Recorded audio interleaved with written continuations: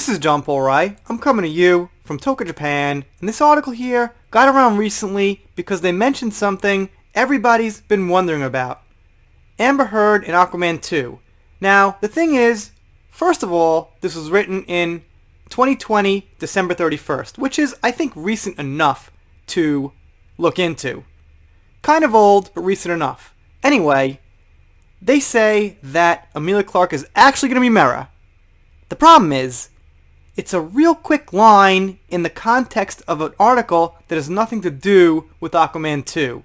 It's just kind of, they mention her bio at the end and they throw that in there. So I'm leaving open the possibility that's even a typo or something like that, but I thought it was worth taking a look at. So the name of the article is Game of Thrones actress Emilia Clarke sells Venice, California home for $4.4 million. It's about lifestyle, not entertainment. So let's take a look at that real quick, then get to their little tidbit of information.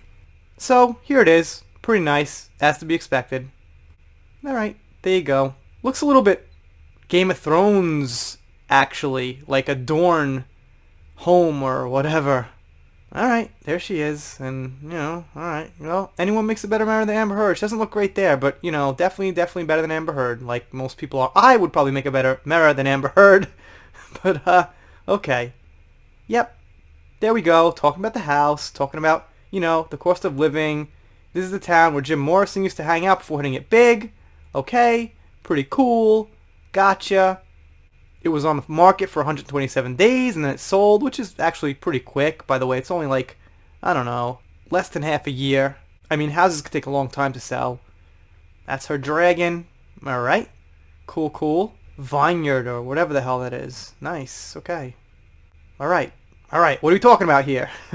Let's get to it. So, here's what we're looking for here. It says, her badass Thrones role catapulted her to A-list status, leading to other physically demanding film roles as Sarah Connor in Terminator Genesis, and Kira in Solo: A Star Wars Story.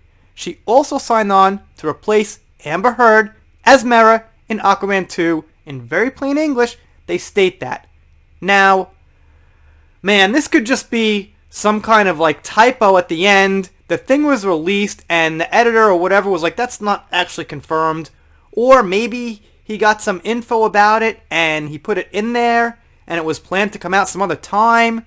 But, I mean, I don't know. It's just one little line thrown in there. And I can't quite see why, because the article's not even about that. By the way, she was a terrible Sarah Connor. No offense. Not so great as Kira either. But she was amazing in Game of Thrones. So she gets, the 1 out of 3 on that. So, obviously, the title has nothing to do with that. This thing right now, to get an idea of the traction these websites get, has 30,000 views, which honestly is not that much. Because a lot of YouTube channels with like 100,000 subscribers, or even less, even 50,000, 10,000 at some point, sometimes get like 30,000 views a video. So sometimes these media sources are not as big as we think they are. You guys, of course, let me know what you think down below. Take this one with a huge grain of salt. If it wasn't Forbes, I would have probably skipped this, but since it is Forbes, I figured good enough for a quick little video, little report. I saw this on Come Geek Some, so thank you, Dan.